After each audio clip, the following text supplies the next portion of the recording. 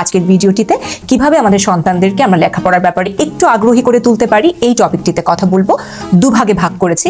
প্রথমে কথা বলবো আমাদের যে চ্যালেঞ্জের জায়গাগুলো আছে, অর্থাৎ আমাদের যে প্রস্তুতিগুলো আছে, এবং শেষের অংশে কথা বলবো প্র্যাকটিক্যাল কতগুলো অ্যাকশন পয়েন্টস নিয়ে।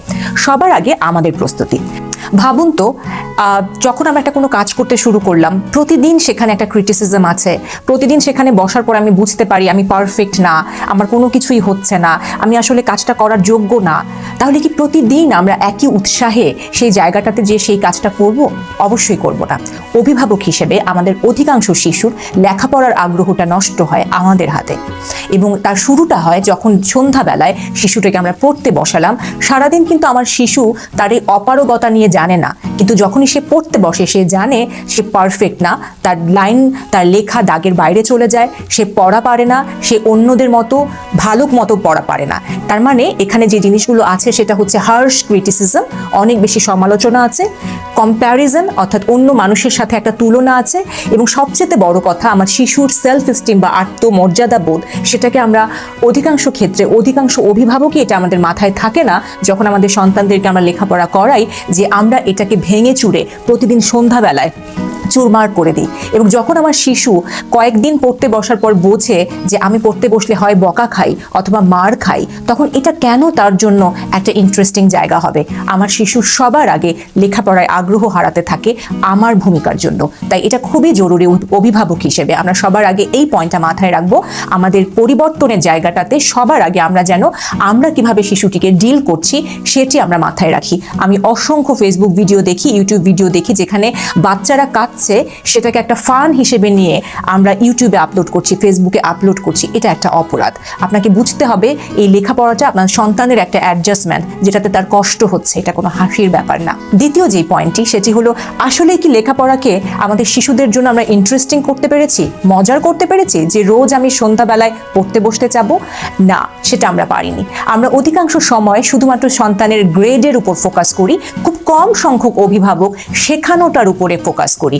এই লার্নিং এবং এই আন্ডারস্ট্যান্ডিংটা খুব জরুরি, যে আপনার সন্তানকে আপনি কেন পড়তে বসান। আমি বসাই, আমি ওকে শেখাতে চাই। যদি সেটা হয় তাহলে এখানে অনেকভাবে শেখানোর সুযোগ আছে। হয়তো আমি 1 থেকে 10 বারে বারে হাত ঘুরিয়ে ওকে লেখাতে চাচ্ছি, কিন্তু 1 থেকে 10 তো আমি ওকে একটা কাঠি গুনে গুনে, একটা চকলেট গুনে গুনেও শেখাতে পারতাম। তাই যখন আমরা বলি আমার সন্তানকে আমরা শেখাতে চাই, তখন শেখাটাকে আমরা ইন্টারেস্টিং করছি কিনা। অনেক সময় স্কুল লেখাপড়াটাকে ইন্টারেস্টিং করতে ব্যর্থ হচ্ছে, যেটা আমরা ইনভ্যারিয়েবলি দেখি। আবার এটাও সত্যি, অসংখ্য স্কুল চেষ্টাও করছে। তাই এই জায়গায় সমস্ত লোড শুধুমাত্র স্কুলের উপর না ফেলে রেখে নিজের কাঁধেও নিতে হবে। আমাদের কিছু বাচ্চা লিখতে পছন্দ করে, কিছু বাচ্চা বলতে পছন্দ করে, কিছু বাচ্চা আঁকতে পছন্দ করে, কিছু বাচ্চা তার সাথে আমার যে কথোপকথন হচ্ছে এর মাধ্যমে শিখতে পছন্দ করে। তাই যেভাবে আমরা আমাদের শিশুটাকে শেখাতে পারি, এই শেখানোটাই যেন আমাদের মুখ্য উদ্দেশ্য হয়, এবং তারই ধারাবাহিকতায় লেখাটাকে, আমাদের পড়ানোটাকে ক্রিয়েটিভ করতে হবে, ফান ইন্ট্রোডিউস করতে হবে, এবং সবচেয়ে বড় কথা আমাদের শিশুকে প্রশ্ন করতে উদ্বুদ্ধ করতে হবে। এবং এই জিনিসগুলো আমরা দেখব আমাদের শিশুর, যখন আমরা শুরু করতে পারবো, আমার শিশুদেরকে লেখাপড়ার ব্যাপারে আগ্রহী করবে। তৃতীয় যে পয়েন্টটি আমাদের শিশুদের কাছে লেখাপড়াটাকে ভীষণ বিভীষিকাময় করে তোলে, সেটা হচ্ছে যখন ওদেরকে আমরা পড়তে বসাই, আমরা 1, ওদের ইমোশনটা পাত্তা দেই না, 2, আমরা ওদেরকে কোনো অপশন বা চয়েস দেই না। এটা অনেক অভিভাবকের জন্য একটা চ্যালেঞ্জের জায়গা, যেটা আপনারা প্রথমে আইডেন্টিফাই করতে পারেন, পরে এটাকে ওভারকামের প্রশ্ন। আমার শিশু আমাকে বলছে এটা বোরিং লাগছে, আমার ভালো লাগছে না, আমি বিরক্ত। এই যে আমার শিশু যা বলতে চাচ্ছে আমাকে, প্রত্যেকটা হচ্ছে এক একটা ইমোশন।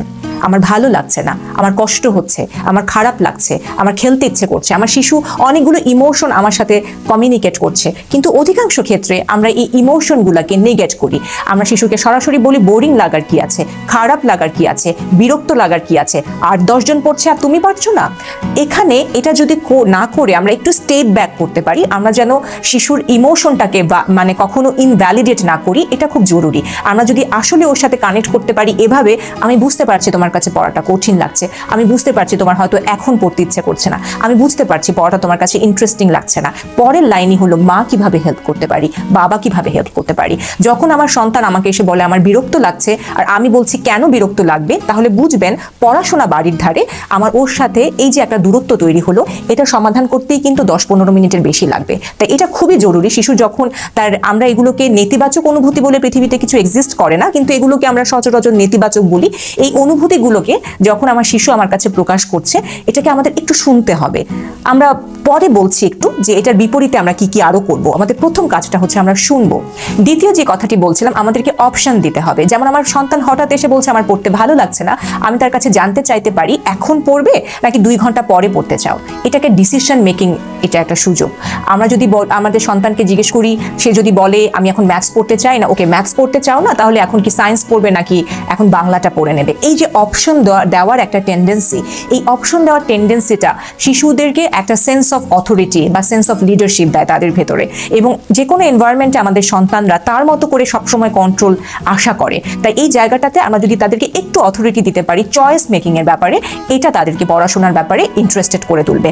এবং সবসময় লেখাপড়ার ভিতরে বারে বারে দুটো করে চয়েস দেওয়া, এটা আমাদের শিশুদেরকে কিন্তু দেখবেন যে আপনার সাথে খুব সুন্দর একটা ইন্টারাকশনে ভীষণ সহায়ক একটা ভূমিকা পালন করবে। চতুর্থ যে পয়েন্টটা আমাদেরকে মাথায় রাখতে হবে সেটা হলো আনরিয়েলিস্টিক এক্সপেকটেশন, বা এমন কোনো প্রত্যাশা আমরা করব না যেটা আমার সন্তানের জন্য বোঝা হয়ে যায়।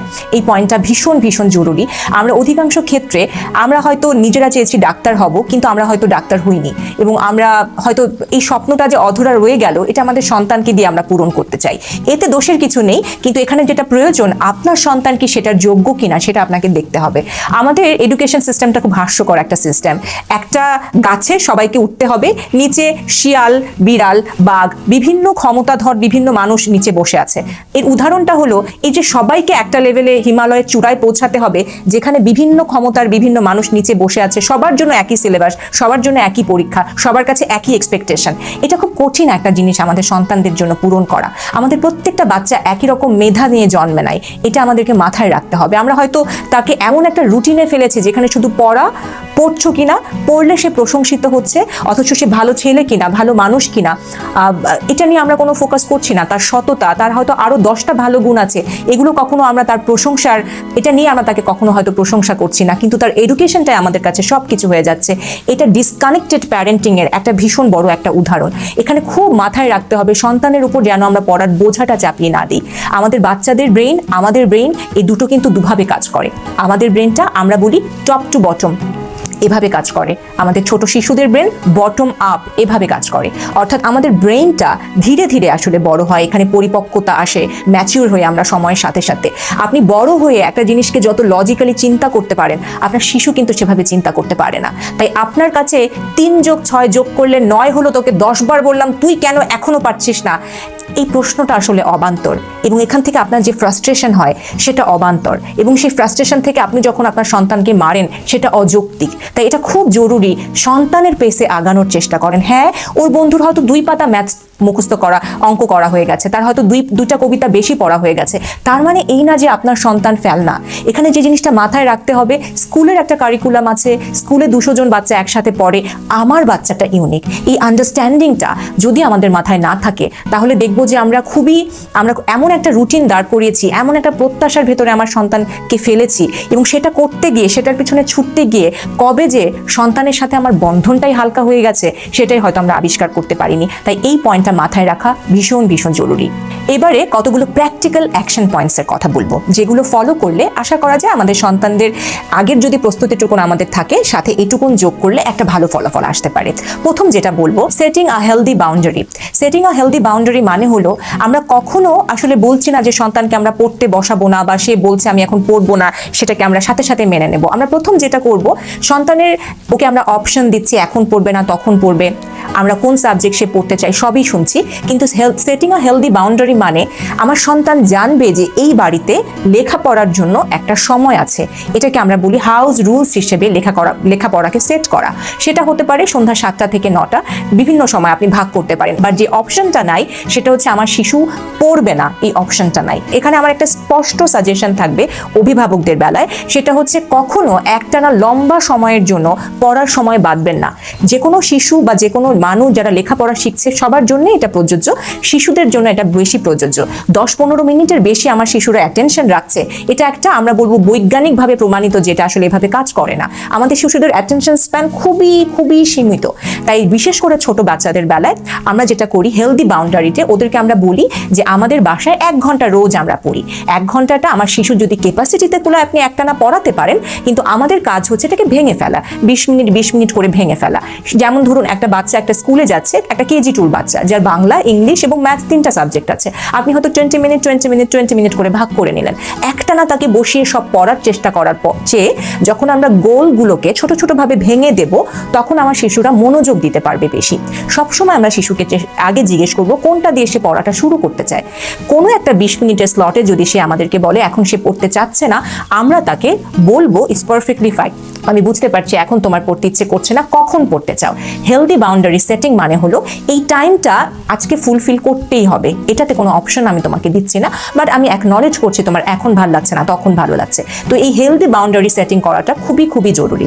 আমাদের স্কুলের বা যে আমাদের টিনেজার বাচ্চা যদি বাসায় থাকে, তাদের সাথে আপনারা আলোচনা করবেন যে কখন তারা পড়তে বসতে চায়, সেভাবে করে আমরা একটা রুটিন বানাবো। যখন আমার শিশু পড়ছে না, তখন আপনি তার জন্য বিভিন্ন ধরনের পানিশমেন্ট সেট করতে পারেন। যেমন হতে পারে আজকে তার টেলিভিশন দেখার টাইম থেকে আপনি 20 মিনিট কেটে নিতে পারেন, হতে পারে বিকালের একটা স্ন্যাক্স আপনি তাকে দিচ্ছেন না। এই ধরনের প্রিভিলেজগুলো আমাদের সন্তানদের কাছ থেকে কেড়ে নেওয়া যেতে পারে পানিশমেন্ট হিসেবে। এবং আরেকটি যে কাজ আপনি করতে পারেন, শিশুকে স্পষ্ট জানাতে পারেন যে আপনি কাজটাতে কষ্ট পেয়েছেন এবং যেহেতু তার সাথে আপনার একটা এগ্রিমেন্ট আছে, সে আসলে চুক্তি ভঙ্গ করেছে। এই হেলদি ডিসকাশনটা আমাদের সন্তানদেরকে অবভিয়াসলি তাদের ভুলটা বোঝার ব্যাপারে সময়ের সাথে হেল্প করে। আমি বলবো না চট করে করে, বাট সময়ের সাথে করে। এরপরে যেটা আমরা করতে পারি সেটা হচ্ছে কমপ্লিমেন্ট এবং রিওয়ার্ড সিস্টেম চালু করা। ছোট ছোট অ্যাচিভেবল গোল আমাদের বাচ্চাদেরকে দেওয়া। যেমন আমার 10 পাতা হোমওয়ার্ক আছে, 10টা লাইন আছে, আমার ছোট বাচ্চা যখন 2টো করছে, আমি তাকে একটা হাই ফাইভ দিচ্ছি, তাকে আমি চুমো দিচ্ছি, আমি তাকে বলছি মা কত হ্যাপি ফিল করছি। এই যে আপনি তাকে কমপ্লিমেন্ট দিচ্ছেন, এটা তাকে উৎসাহ দেবে। বড় বাচ্চাদের বেলায় আমরা এটাকে রিওয়ার্ড আকারে সেট করতে পারি। যেমন 3 দিন যদি তুমি এই রুটিনটা ফলো করতে পারো, তাহলে আমি হয়তো ওর জন্য ওর ফেভারিট পিজাটা বানাচ্ছি, ফেভারিট কাপ কেকটা বানিয়ে দিচ্ছি, অথবা তার সাথে আমি একটা কফি শপে গিয়ে, অথবা ওর যেটা পছন্দ ছোট একটা কাজ করছি as a token of love, আমরা যেটাকে বলি। ঘুষ বলছি না, সেটা একটু ভিন্ন আলোচনা, বাট হচ্ছে যে ছোট ছোট যে রিওয়ার্ডগুলো আমাদের বাচ্চাদেরকে দেওয়া সম্ভব, সেটা আমরা দেবো। কমপ্লিমেন্ট এবং রিওয়ার্ড, এটা আমরা রিপ্লেস করছি কাকে? আমরা ক্রিটিসিজম করছি না, ফিজিক্যালি পানিশ করছি না, বাচ্চাদেরকে তুলনা করছি না অন্য বাচ্চার সাথে। তখন এটা আমাদের বাচ্চাদের এডুকেশনের ব্যাপারে হেল্প করবে। যখন পড়তে বসাচ্ছি বা যেসব বাচ্চা লিখতে চায় কম, তাদের মুখে বলাটাকে আমরা উদ্বুদ্ধ করছি, প্যারালালি একটু একটু করে প্র্যাকটিস করাচ্ছি। কিছু বাচ্চা লিখতে পছন্দ করে, আমরা লেখার মাধ্যমে সে পড়াটা বুঝেছে কিনা বের করে আনতে চাচ্ছি, এবং যতটুকুন পারছি লেখার সময়টা, পড়ার সময়টাকে আমরা ইন্টারেস্টিং করছি। হয়তো 1 2 3 4 5 6 7 8 না করিয়ে আমি হয়তো একটু জাম্প করে 1 2 3 4 5 6 শেখাচ্ছি। বড় বাচ্চাদের জন্য হয়তো আমাদের এত ক্রিয়েটিভ হবার সুযোগ নাই, কিন্তু তাদের বেলাতে কমপ্লিমেন্ট বা প্রশংসা করাটা অনেক ভালো কাজ করে। এরপরে যে পয়েন্টটা আমি আপনাদেরকে বলবো লেখাপড়ার ইন্টারেস্ট বাড়ানোতে, সেটা হচ্ছে অথরিটি ছাড়া শিখতে হবে। মা 24 ঘন্টা তোমার পাশে বসে থাকবে না, বাবা তোমার পাশে 24 ঘন্টা বসে থাকবে না, এই আন্ডারস্ট্যান্ডিংটা তাকে দিতে হবে। এবং দ্বিতীয়ত যে জিনিসটা আমাদেরকে করতে হবে সেটা হচ্ছে আমি বিশ্বাস করি যে তুমি কাজটা পারো। তাই আমার ছোট বাচ্চাকে হয়তো হোমওয়ার্কে 2 লাইন গিয়ে তার থেকে আস্তে আস্তে একটু উঠে আসা বা সরে যাওয়ার চেষ্টা করতে হবে, এবং ফেরত এসে আপনি প্রশংসা করবেন যে আমার ভালো লাগছে, আমি দেখতে পাচ্ছি যে তুমি তোমার নিজের দায়িত্বটা নিচ্ছ, তোমার হোমওয়ার্ক তুমি নিজে সাবমিট করছো। যত ছোটবেলা থেকে আমাদের শিশুদেরকে তাদের কাজগুলো আপনি ছেড়ে দিতে পারবেন, লেখাপড়ার দায়িত্বটা যে তার দায়িত্ব, এটা তাকে বোঝানোটা জরুরি। যত আর্লি সেটা আমরা তাকে বোঝাতে পারবো, তত তাদের সাথে আমাদের অযাচিত যে ঝগড়াঝাঁটি মূল্যবানিন্য সেটা বন্ধ হয়। আমরা সন্তানদেরকে শিখাবো তোমার লেখাপড়া এটা তোমার একটা রেসপন্সিবিলিটি, মা বা বাবা এই জায়গাটাতে শুধুমাত্র তোমাকে হেল্প করব। আমাদের শিশুদেরকে পড়ার সময়টা মনে করিয়ে দেওয়া, বারে বারে এই কাজটা আমাদের হয়তো অনেক দিন করা লাগতে পারে, কিন্তু আমরা মনে করাবো, তাকে বসাবো, কিন্তু ওই যে আমাদের মাইন্ডসেটটা সবসময় হবে তার কাজটা তাকে দিয়ে করা।